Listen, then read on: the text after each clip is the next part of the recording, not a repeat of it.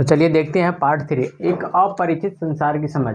देखिए, जो तीनों यात्री आए थे, फ्रांसवा बर्नियर, इब्न बतूता और अल बिरूनी, ये अलग दुनिया से आए थे और वो दुनिया जो भारत की दुनिया थी, इनकी दुनिया से बिल्कुल अलग थे। लेकिन इन्होंने समझने का प्रयास किया। जैसे मान लीजिए बिहार का बंदा अगर हरियाणा में जाएगा, उसके लिए अपरिचित होगा। क्या होगा? बिल्कुल अपरिचित होगा। भाई पता नहीं कहाँ आ गए। जैसे हिंदुस्तान जो अपने नॉर्थ इंडिया के लोग हैं, तमिलनाडु वगैरह जाएंगे, आंध्र प्रदेश जाएंगे, तो वहाँ की कल्चर अलग है, खान पान का सिस्टम अलग है, वहाँ का वेदर अलग है। तो हमारे लिए क्या है? बिल्कुल अपरिचित है, पता नहीं क्या बोल रहे हैं यार। ठीक है, अगर नॉर्थ ईस्ट में चले जाओगे, पता नहीं क्या बोल रहा है। वो लोग हमारे यहाँ आते हैं तो वैसे ही फीलिंग सेम करते हैं जैसे हम लोग वहाँ पर करते हैं। तो अल बिरूनी जो था, ये संस्कृतिवादी परंपरा, इसकी क्या थी, सोचता क्या था, इसने विभिन्न जो संस्कृति थी, परंपरा थी, इसकी तुलना करा। किसने तुलना करा? कौन से किताब में? किताब अल हिंद में इसने तुलना किया। ठीक है, अरबी भाषा में किताब अल हिंद लिखा गया था। ठीक है, उल हिंद या अल हिंद। ठीक है, ये अपने दृष्टिकोण से व्याख्या करता था, यानी जो देखता था वो अपने हिसाब से इसकी व्याख्या करता था। धर्म क्या कहता है, समाज क्या कहता है, डजेंट मैटर, मैं क्या देखता हूँ वैसे ये व्याख्या करता था। कौन? अल बिरूनी भाई साहब ऐसे करते थे। ये समझने में बाधाएं थी अल बिरूनी। अब देखो, अल बिरूनी पढ़ा लिखा तो था, बहुत था, है ना, लेकिन आप हर चीज नहीं समझ सकते थे। ठीक है, उसने पहला था भाषा को लेकर। क्या था? भाषा को लेकर। तो अरबी भाषा बिल्कुल अलग है और संस्कृत अलग है, यानी जमीन आसमान का फर्क था। यानी भाषा इसके समझने में बाधा बनती थी। अरबी बिल्कुल अलग और संस्कृति, जो संस्कृत भाषा है, बिल्कुल अलग। धर्म अलग, इस्लाम बिल्कुल अलग है और हिंदू बिल्कुल, धर्म बिल्कुल अलग है। तो काफी समझने में इसको दिक्कत होती थी, भाई क्या चल रहा है, इसको समझ में नहीं आता था। प्रथा बिल्कुल अलग अलग है, यानी दोनों की जो धार्मिक प्रथाएं हैं वो बिल्कुल अलग अलग। हिंदू लोग जलाते हैं और इस्लाम के लोग यानी मुस्लिम लोग उसको क्या करते हैं, बॉडी को दफना देते हैं। लेकिन वो जानता था, क्या जानता था? हिंदू धर्म के बारे में वेद को जानता था। वेद कितने हैं भाई? 4 हैं। ठीक है, इसमें एक ऋग्वेद है, यजुर्वेद है, सामवेद है और अथर्ववेद है। ठीक है, पुराण है, भागवत गीता है, मनुस्मृति है। जो हिंदू के अधिकतर जो धार्मिक कर्म कांड होते हैं, क्रियाकांड, वो मनुस्मृति के आधार पर होते हैं। तो लेकिन ये जो अपना अल बिरूनी है भाई साहब, वो सब ये सब जानता था। अल बिरूनी का जाति व्यवस्था क्या था? जाति व्यवस्था। प्राचीन फारस के अंदर उसने जाति व्यवस्था थी, उसको इसने तुलना किया। किसे? भारत के साथ। देखिए, भारत की जो जाति व्यवस्था है ना, पूरी दुनिया में जितनी जाति व्यवस्था है उससे बिल्कुल अलग है। यहाँ जो जाति व्यवस्था है ये जन्म से निर्धारित होती है, और जो बाहर की जो जाति व्यवस्था है या फिर सामाजिक व्यवस्था है वो कर्म पर आधारित है। आप किस पे कर्म कर रहे हैं। लेकिन जो अपना ऋग्वेद जो टाइम पीरियड था, उसमें भी हमारा जो जाति व्यवस्था था, जिसको हम वर्ण व्यवस्था कहते थे, वो भी कर्म पर आधारित था, ना कि जन्म पर। अब चलिए देखते हैं, प्राचीन भारत में घुड़सवार होते थे। आपने एक आईपीएल देखते हैं, आईपीएल का एग्जांपल देता हूं। इसमें एक टीम है KKR, ठीक है, कलकत्ता नाइट राइडर। तो नाइट का स्पेलिंग क्या होता है? KNIGHTR। ये जो नाइट राइडर है, राइडर का मतलब यहाँ पे क्या है? घुड़सवार होते थे। घुड़सवार कौन थे? सेना के लोग होते थे। वो घोड़े पे समय फाइट करते थे। आजकल की तरह तोप और टैंक राफेल नहीं था। शासक वर्ग जो शासन करता था, कृषक वर्ग और पुरोहित वर्ग, इसके आधा वैज्ञानिक आते थे, खगोल शास्त्री आते थे, चिकित्सक आते थे। इस प्रकार की व्यवस्था कहाँ थी? प्राचीन फारस। फारस बोले तो ईरान के अंदर थी। इसने तुलना किया, जाति व्यवस्था केवल भारत में नहीं है। उसने कहा कि देखो भाई, जो जाति व्यवस्था है वो केवल भारत में नहीं है, पूरी दुनिया में है भाई। तो यहाँ पे होना कौन सी बड़ी बात है? उसने कहा इस्लाम में सब लोग बराबर है। इस्लाम में सब लोग बराबर है, कोई छुआछूत भेदभाव नहीं है, सब लोग बराबर है। लेकिन उसको ये नहीं पता था कि भाई शिया अलग होते हैं, सुन्नी अलग होते हैं। ठीक है, इसको ये बात शायद नहीं पता थी। किसको? अपना क्या नाम है भाई इसका, अल बिरूनी को ये सब पता नहीं थी। अगर भारत में देखो, कहते हैं कि इस्लाम में सब बराबर होते हैं। आप थोड़ा पासमानदा मुसलमान के पढ़ना, पासमानदा जो मुसलमान होते हैं ना, इसके बारे में पढ़ना, तब समझ में आएगा कि उसके अंदर भी है, लेकिन उस जमाने में नहीं थी। लेकिन जब हम मस्जिद में जाते हैं तो वहाँ पे सब लोग बराबरी मिलता है। ठीक है, तो इसीलिए कहता हूँ सब लोग बराबर है। जैसे हिंदू धर्म में मेरे को खुद बेकार लगता है कि जो बड़े लोग हैं VIP, उनको VIP दर्शन मिलता है। नहीं भाई, भगवान के सामने सब बराबर है, सबको बराबरी से जाने का अधिकार मिलना चाहिए। लेकिन मस्जिदों में एक चीज़ की अच्छी बात यह है कि सब लोग बराबर थे, कोई गरीब और अमीर नहीं होता। ये अच्छी बात है, वहाँ पर ज़्यादा बराबरी है, सब भाईचारे की व्यवस्था है। ब्राह्मणवादी व्यवस्था को मानता था जो अपना अल बिरूनी भाई साहब, यानी ब्राह्मणवादी व्यवस्था, मतलब जो पंडितों का जो शासन है वो मानता था। कहता था नहीं ठीक है, लेकिन जो अपवित्रता का सिद्धांत है, यानी तू शूद्र है, तू बनिया है, तू फलाना है, तू ढिमकाना है, इसको नहीं मानता था। कहता था ये गलत बात है, यानी कोई भी चीज़ अपवित्र नहीं होती और कोई भी चीज़ अपवित्र नहीं होती है, ना ही पवित्र होती है। सब अपवित्र होती है, सब पवित्र होती है। ठीक है, ये एग्जाम्पल देता है। जो अपना सूर्य है वो हवा को स्वच्छ करता है, जो नमक है वो पानी को गंदा होने से बचाता है। कौन कहता है? अल बिरूनी कहता है अगर ऐसा नहीं होता तो पूरी दुनिया जीने योग्य नहीं होती और पृथ्वी पर जीवन संभव नहीं होता। तो अपवित्रता को स्वीकार नहीं करता था। कहता था भाई पवित्र और प्योर और प्योरिटी का कोई सिद्धांत नहीं है, यानी सब चीज़ प्योर है और सब चीज़ अप्योर है। कौन कहता था भाई? अल्बिरूनी भाई साहब कहते थे। ठीक है, जाति व्यवस्था कहता था प्राकृतिक नियमों के खिलाफ है। कौन? अपना अल्बिरूनी भाई साहब कहते थे कि जो जाति व्यवस्था है प्राकृतिक नियमों के खिलाफ है, इससे हमें बचना चाहिए। भारत सच में जो जाति व्यवस्था है प्राकृतिक नियमों के खिलाफ है भाई, सब लोग बराबर हैं, आप भी बराबर, हम भी बराबर। ठीक है, अब हम देखेंगे किसकी बात में, हमने किसको देखा भाई? अल्बिरूनी को। अब देखेंगे इब्न बतूता को।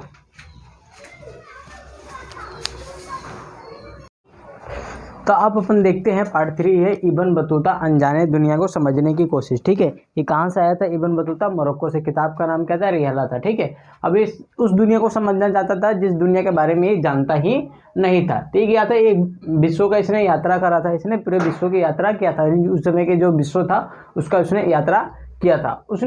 इसने जो क्या क्या यात्रा किया था? धार्मिक स्थल का यात्रा किया, विद्वानों के साथ रहा। ठीक है, ये काजी के पद पर रहा। मोहम्मद बिन तुगलक के काल में एक काजी यानी न्यायाधीश के पद पर रहा था। ठीक है, ये वैश्विक संस्कृति को जाना, इसने वैश्विक संस्कृति को जाना कि पूरी दुनिया के अंदर किस प्रकार की संस्कृति है, अपने दृष्टिकोण से इसने भी जाना। इसने कहा जो राजा है या तो दयावान हो सकता है या निर्दयी हो सकता है, या राजा अच्छा हो सकता है या फिर बुरा हो सकता है। हमेशा ऐसी होता है क्योंकि जो राजा का पद है ना, राजा तो राजा होता है, और राजा क्या है? एक व्यक्ति है। जो एक व्यक्ति है या तो वो दयावान होगा या फिर निर्दयी होगा। जैसे पुलिस वाले होते हैं ना, दो प्रकार के पुलिस वाले होते हैं। एक साहब डाकू टाइप के होते हैं, आप मरते रहो तब भी आपसे पैसे ले लेते हैं बिना काम के। ठीक है, एक होते हैं दयावान, है ना, जो आपको काम आसानी से कर देते हैं। ठीक है, उसको हम दयावान बोलते हैं। फिर आता है ये नारियल और पान के विचित्र वर्णन करता है इसको, क्योंकि देखिए जहाँ से आया था मोरक्को से, वहाँ पे नारियल और पान के पत्ता नहीं होता है, तो उसके बारे में देखेगा तो क्या कहेगा? बड़ा अजीब चीज़ है भाई। तो नारियल कहता है कि भाई ये जो पेड़ है ये खजूर की तरह है। कैसा है? खजूर की तरह, लेकिन इसके फल अलग है। इसके अंदर पानी है, माथा जैसा है बिल्कुल, इसके आँख है, मुंह है, नाक है। और ये कहता है जो पान है उसके बारे में कहता है कि इसको बस तोड़ते हैं, इसके सिर्फ पत्ते होता है, उसको खाया जाता है, इस पत्ते को चबा के फेंक देते हैं। और उसके बाद जो ये है अंगूर की लता, यानी लता जैसी उसकी फसलें है, यानी वो फैलता रहता है। फिर कहते हैं जो इब्न बतूता है उसके भारतीय के शहरों के बारे में क्या दृष्टिकोण है? कहता है कि जो भारतीय शहर है वो समृद्ध है। क्या है? समृद्ध है और अवसर से भरपूर है, यानी यहाँ पे बहुत सारे अवसर है, अपार संभावनाएं हैं। अब जो आपको आता है उस भारतीय मार्केट में मिल जाएगा और जो भी करोगे वो बिक जाएगा। कौन ऐसी बातें करता है? इब्न बतूता कहता है इच्छा होनी चाहिए और साधन और कौशल यहाँ की बाजारों में बहुत है। यहाँ के शहर कैसे हैं? तो धनी हैं और समृद्ध है। धनी मतलब बहुत अमीर है और समृद्ध मतलब भी अमीर है, यानी समृद्ध लोग यहाँ पर रहते हैं। यानी अमेरिका के जो न्यूयॉर्क बाजार है ना, वैसे टाइप का बाजार कहाँ का था? भारतीय बाजार था। शहर कहता है कि जो शहर है वो युद्धों का शिकार होते हैं, क्योंकि बार बार युद्ध होते रहते थे भारत में। तो जो शहर है उन पर धावा बोला जाता था। धावा मतलब अटैक किया जाता था और उसको लूट लिया जाता था। उससे बेचारा ये परेशान हुआ कि जो शहर है वो बार बार बर्बाद हो जाते हैं। तो शहरों के बारे में क्या लिखता है? कहता है बहुत भीड़ भाड़ रहती है। सदर बाजार, चांदनी चौक, चावड़ी बाजार की तरह यहाँ पे भीड़ भाड़ रहती है। चमक दमक है। चमक दमक मतलब हमेशा कुछ ना कुछ नया आपको देखने को मिलेगा। ठीक है, भीड़ भाड़ मिलेगा, काफी मजा आता था। कहता है विविध प्रकार की वस्तुएं मिलती थी, है ना, कट्टा से लेकर हर चीज मिलता था उस जमाने के बाजार में। ठीक है, यानी हर चीज विविध मतलब अलग अलग तरीके की वस्तुएं बाजार में बिकती थी। ये एग्जाम्पल देता है दिल्ली और दौलताबाद। जो दिल्ली है वो भारत की राजधानी दिल्ली है। ठीक है, जो दौलताबाद है वो महाराष्ट्र के अंदर है। कहाँ पर है? महाराष्ट्र के अंदर है। वो कहता है कि दोनों जो बाजार हैं समृद्ध हैं। कहता है बाजार केवल आर्थिक तंत्र नहीं थे, केवल कीना बेची की जगह नहीं थे, बल्कि ये सामाजिक आर्थिक सांस्कृतिक धार्मिक केंद्र भी हुआ करते थे। बाजारों में एक मंदिर या फिर इसको मस्जिद मिलता है। हाँ कि आप जिस भी बाजार में जाओगे वहाँ पे एक मंदिर और आपको मस्जिद मिलेगा ही मिलेगा। ये नियम है, या फिर कहिए कि वहाँ पे जो लोग रहते हैं उस धर्म को मानने वाले, वो आसानी से ये चीज़ें मिल जाती है। फिर क्या था? बाजारों में शादी होती है। आपको पता है जो गाँव में साप्ताहिक बाजार होता है उसमें शादी हो जाती है।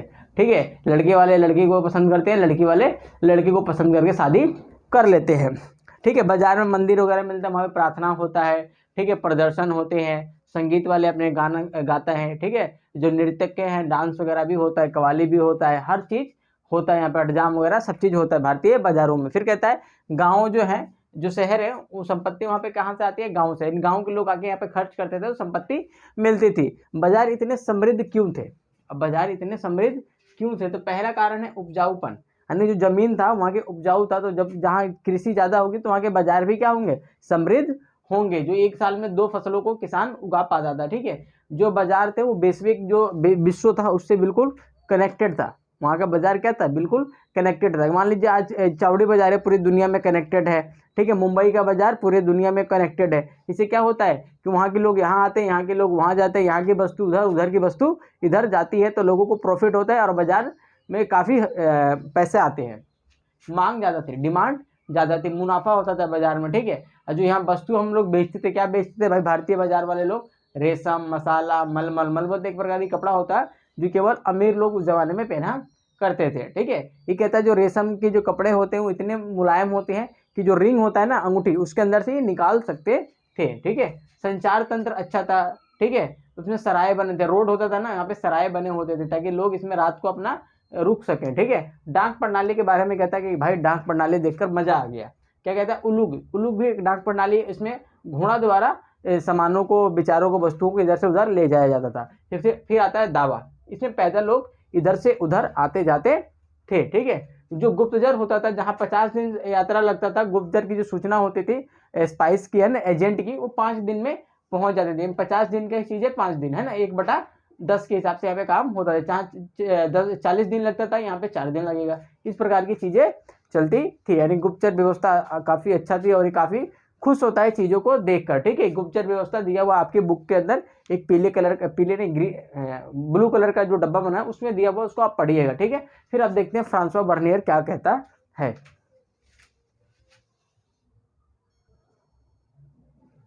ठीक है, अब देखते हैं फ्रांसवा बर्नियर कहाँ से आया था भाई? ये फ्रांस से आया था, ठीक है। और हर चीज़ की तुलना किससे करता था? यूरोप से करता था, तुलना यूरोप से, और यूरोप को ज़्यादा अच्छा दिखाता था और भारतीयों को ये क्या करता था? नीचा दिखाता था, ठीक है। ये वही लिखा जो इसे सही लगा। क्या सही है क्या गलत है, इसने वो सब चीज़ें नहीं लिखी। क्या लिखा भाई? इसको जो सही लगा वही लिखेगा, ठीक है। फिर इसने जो इसकी किताब लिखी, फ्रांसवा बर्नियर की किताब का नाम क्या था? Travels in the Mughal empire. यानी ट्रेवल क्या होता है? यात्रा होता है। इसने मुगल एम्पायर के अंदर जो यात्रा करा उसके बारे में लिखा, और किताब का नाम क्या रखा? Travels in the Mughal empire. Sorry, ये तो फ्रांसवा बर्नियर है। इब्न बतूता का रेहला, ठीक है। अल बिरूनी का किताब अल हिंद था, ठीक है। इसने द्वि विपरीता पद्धति का पालन किया। मतलब भारत के लोग थे यूरोप को नीचा समझते थे, और यूरोप वाले भारत को नीचा समझते थे। जैसे जो बिहार के लोग होते हैं ना, वो अन्य देशों के जो लोग होते हैं, राज्यों के लोग हैं, उनको नीचा समझते हैं। और जो अन्य देश के लोग हैं या फिर अन्य राज्य के जो लोग हैं, वो बिहारियों को क्या समझते हैं? नीचा समझते हैं। इसी को बोलते हैं द्वि विपरीतता, मतलब एक दूसरे की अपोजिट, ठीक है। जैसे मान लेते हैं फॉर एग्जाम्पल, ए है और बी है, ये दोनों शहर है। ए वाले बी को बुरा समझते हैं और बी वाले ए को समझते हैं, यानी दोनों क्या है? म्यूचुअल चलती रहती है, ठीक है। भूमि स्वामित्व का प्रश्न, यानी भूमि मतलब जमीन, स्वामित्व मतलब मालिकाना हक। तो यहाँ पे भूमि जो थी निजी नहीं थी, यानी यूरोप में भूमि क्या थी? निजी थी। लेकिन मुगलों के टाइम में क्या थी? भूमि निजी नहीं होती थी। ये जो फ्रांसवा बर्नियर है वो कहता था कि भूमि जो होनी चाहिए वो निजी होनी चाहिए, खुद की जमीन होनी चाहिए थी। लेकिन उस जमाने में अपनी जमीन नहीं होती थी, किसके पास? किसानों के पास, ठीक है। भूमि पर राज्य का नियंत्रण था नहीं, राजकीय भूमि थी, यानी सब भूमि किसकी है? राजा की भूमि होती थी। अर्थव्यवस्था इससे नीचे चला गया था, ठीक है। भूमि का हस्तांतरण नहीं होता था, यानी भूमि का ट्रांसफर नहीं होता। सपोज करिए ये बाप है, ये छोटू उसका बेटा है, बाप निपट गया तो जमीन किसको मिलनी चाहिए थी? बेटा को। तेज वाला सिस्टम नहीं था, ठीक है। भूमि में लोग निवेश नहीं कर सकते थे। आप किराए के मकान में रहोगे, उसमें पेंट कराओगे, टाइल लगवाओगे? नहीं करवाओगे। क्यों? आपको पता है जब मैं खाली करके चला जाऊंगा तो कोई दूसरा रहेगा, तो मैं क्यों करवाऊं, ठीक है। तो उस जमाने में भी लोग ऐसे ही करते, ठीक है। जमीन पर मेरा मालिकाना हक नहीं है तो मैं इसमें पैसा क्यों लगाऊं, इसमें खाद क्यों डलवाऊं मैं, ठीक है। जैसे आप अगर सरकारी बिल्डिंग में देखोगे, ये टूटे फूटे रहते हैं इधर से उधर, है ना, सरकारी क्वार्टर। तो क्या है, क्यों नहीं लगाते पैसे? सोचते यार मैं यहाँ पे जब तक काम कर रहा हूँ उसके बाद वहाँ से चला जाऊंगा, इसीलिए मैं पैसा क्यों लगाऊं भाई इसमें। तो उस जमाने के लोग भी यही सोचते थे। कृषि का विनाश हुआ, कृषकों की समस्या, यानी लोग खेती बाड़ी में कम ध्यान देने लगे, कह रहे यार क्या फायदा, जमीन अपनी है ही नहीं। भारतीय समाज को उसने दरिद्र कहा। दरिद्र का मतलब कंगला का। क्या बोला? कंगला बोला। यार तुम लोगों के पास बिल्कुल दरिद्र हो, तुम्हारे पास कुछ भी नहीं है, ठीक है। भारतीय समाज को किसने कहा? फ्रांसवा बर्नियर ने, जो खुद किसी रोजगार के तलाश में आया था, है ना। अमीर शासक, जो शासक था और अमीर थे। अमीर यहाँ पे बंदा अमीर नहीं है, अमीर का मतलब है जो मंत्री वगैरह होते हैं ना राजा के, उसको यहाँ पे अमीर बोला गया है। ये शक्तिशाली थे और अल्पसंख्यक थे। ये बहुत पावरफुल थे, लेकिन इनकी संख्या थी वो क्या थी? कम थी। इनकी स्थिति बस समाज में अच्छी थी, वरना सबकी स्थिति क्या थी? बुरा थी। किसके नज़रों में? फ्रांसवा बर्नियर के नज़र में। फिर आता कोई मध्यम वर्ग नहीं था, यानी बीच का कोई नहीं था, यानी गरीब से ऊपर कोई नहीं था और अमीर से नीचे कोई भी नहीं था, यानी मिडिल क्लास इंडिया में उस समय एग्जिस्ट नहीं कर सकते हैं। पूरी दुनिया को जिसने बदला ना वो है मिडिल क्लास। क्या है? मिडिल क्लास ने क्या है, पूरी दुनिया को बदला है। ठीक है, आप जब पढ़ेंगे तो उसके बारे में पढ़ाया जाएगा, ठीक है, किसी दिन। भिखारी और क्रूर लोगों का शासन। फ्रांसवा बर्नियर कहता है कि जो शासन है यहाँ पे कैसा है, भिखारी है और क्रूर है। क्रूर मतलब खतरनाक लोग, निर्दयी लोग यहाँ पे शासन कर रहे हैं। ठीक है, जिसका खा रहा है उसी का छेद कर रहा है। सबसे गद्दार राइटर मुझे तो अभी यही लग रहा है। नगर जो है दूषित है। क्या है? दूषित है, हवा खराब है, पानी खराब है। कौन कहता है? ये फ्रांसवा बर्नियर कहता है कि यहाँ के जो नगर है पॉल्यूशन दिल्ली जैसे इनके हाल हो चुके हैं, गाजियाबाद जैसे इनके हाल हो चुके हैं। तो कहता है जो खेत है ना भाई वो दलदल है, झाड़ी है। खेत कैसे बन चुके हैं? दलदल बन चुके हैं, झाड़ी बन चुकी है। सबकी स्थिति खराब है, सबकी स्थिति खराब है। किसको छोड़कर?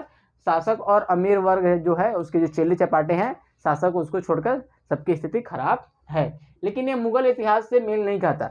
जो फ्रांसवा बर्नियर ने लिखा ना, वो मुगलों ने जो इतिहास अपना लिखा, यानी जो अबुल फजल ने लिखा, एक किताब लिखा आइन ए अकबरी, उससे मेल नहीं खाता। अबू फजल बहुत अच्छी बात लिखता है और ये बहुत बुरी लिखता है। अब कौन सा सही है कौन सा गलती है वो जनता जनार्दन तय करेगी। ठीक है, समझ में आ गया? अबू फजल जो है कहता है कि जो राजस्व है वो क्या है? पारिश्रमिक है, यानी हम आपको सुरक्षा देते हैं, उसके बदले में हमें कुछ ना कुछ तो चाहिए ही चाहिए। ठीक है, फिर आता है कार्ल मार्क्स। क्या है? कार्ल मार्क्स कहता है कि जब अंग्रेज भारत में नहीं आए थे तो जो इंडिया था, यानी जब भारत उपनिवेश नहीं बना था अंग्रेजों को, तो जो इंडिया था, भारत था, ये क्या था? अधिशेष उत्पादन करता था, यानी इतना सारा उत्पादन करता था कि इनके पास बहुत ज़्यादा हो जाता था। उसको बोलते थे अधिशेष, यानी जरूरत से ज़्यादा।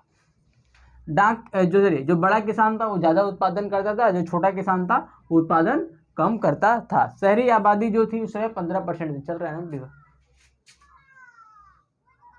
हाँ, वीडियो एक दिन बंद हो गया था पढ़ाते पढ़ाते। ठीक है, जो शहरी क्या था, जो शहरी की जो आबादी थी ना लगभग 15%। अभी 2011 के अनुसार भारत में लगभग 31% शहरी आबादी है, यानी 100 लोग है भारत में, मान लेते हैं कितने लोग? 100 लोग। इसमें से 31 लोग कहाँ रहते हैं?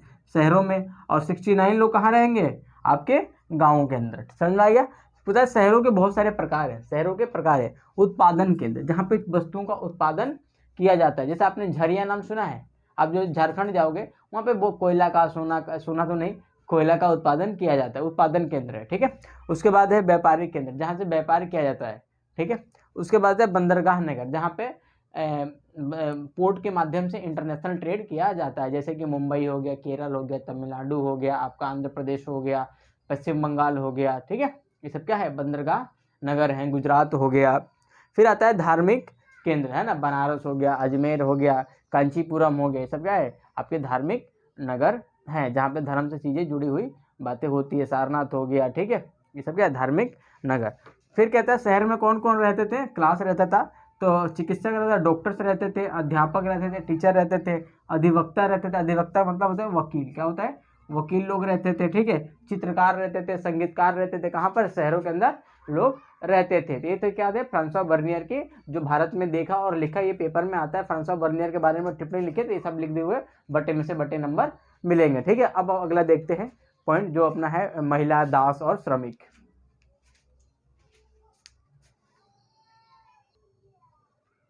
तो ये बुक का आखिरी टॉपिक है, ये पॉइंट नंबर 7 है। ठीक है, महिलाएं, दासियां और सती और श्रमिक। ठीक है, जो यात्री होते थे अधिकतर क्या होते थे? आपके पुरुष यात्री, आपका मतलब इसमें लिखा गया है। लेकिन महिलाएं भी यात्रा करती थी। जैसे कि आजकल एक ना कल्चर चला हुआ है, क्या? फूड ब्लॉगर का। किसका? फूड ब्लॉगर, है ना।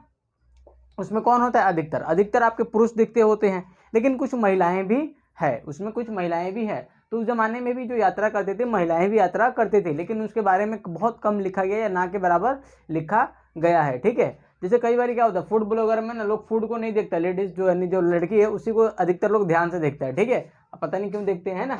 जो दास थे ना, ये बाजारों में खुला बिकते थे। जो दास थे बाजारों में गाय, बकरी, भेड़ की तरह ये लोग बिकते थे, है ना। और इनको भेंट दिया जाता है, गिफ्ट दिया जाता था। जैसे दिवाली आ रही थी ना, सन पापड़ी लोगों को दिया जाता है, वैसे ही ये ले 4, तू ले जा दास, तू ले जा 2, है ना। इनकी खूब बिक्री होती थी। लंदन में ना एक जगह था, लंदन में एक जगह था, जैसे कि वहाँ पे दास बेचने होते थे, तो क्या करते थे ये लोग? जिस दिन दास बिकता था, बेचना होता था, इनको बढ़िया से कपड़ा वपड़ा टोपी लगा के रखते थे। ठीक है, जो अच्छा दिखता था उसको 10 रुपये कीमत, जो थोड़ा खराब दिखे वो 12 रुपये की, मतलब 5 रुपये कीमत। इस प्रकार के दासों की वहाँ पे बोली लगती थी, बिकती थी। ठीक है, दास लोग चुपचाप ऐसे बैठे रहते थे, है ना। अच्छा ये ले ले भाई, कपड़े के सहित लेगा तो 20 रुपये लगेंगे, और कपड़ा हम निकाल लेंगे तो 12 रुपये। ठीक है, जैसी आपकी इच्छा है ना। इब्न बतूता ना घोड़ा खरीदता है, दास खरीदता है और ऊँट खरीदता है, ठीक है। कहाँ से? सिंध से खरीदता है, और मुल्तान के जो गवर्नर होता है उसको वो किशमिश देता है, बादाम देता है, दास और घोड़ा दे देता है। कहता है कि लो साहब रखो, आपके लिए मैंने खरीद रखा है। इसमें एक नसरुद्दीन एक धर्म उपदेशक होता है, मतलब धर्म के बारे में बताता है, मोहम्मद तुगलक को ये बात बताता है। मोहम्मद तुगलक जो होता है ना काफ़ी खुश होता है, इस नसरुद्दीन से काफ़ी खुश होता है और उसको 1 लाख टका देता है, 1 लाख रुपए और 200 दास, ले जा भाई खुश रहे जिंदगी में, है ना। जैसे कई बातें जब राजा को कोई बात बताते हैं खूब बढ़ा चढ़ा के बताते हैं ताकि बंदा खुश हो जाए, ठीक है। ये धर्मोपदेशक भी बेचारे को मोहम्मद बिन तुगलक को खूब चढ़ा चढ़ा के बातें बोल देते हैं, अब तो अल्लाह के देन है, ये फलाना है ढिमकाना है, ये बेचारा खुशी में ले मेरी जान जितना पैसा लेगा, है ना, ठीक है। दासों की स्थिति क्या थी? तो सुल्तान की सेवा में काम करते थे, ठीक है। जो दासियां होती थी संगीत और नृत्य करती थी। दासियां क्या करती थी? संगीत और नृत्य। कई बार गुप्तचर होती थी, ठीक है, अंगरक्षक होती थी, मतलब बॉडीगार्ड के रूप में भी ये काम करती थी। सुल्तान की बहन की शादी में ना इब्न बतूता बहुत खुश हुआ कि उसको खाने को मिल रहा था, और जो दासियां थी ना उनका डांस देखकर, उनकी नृत्य देखकर, उनके गायन को मतलब गाया बजाया संगीत देखकर काफी खुश हुआ। कौन?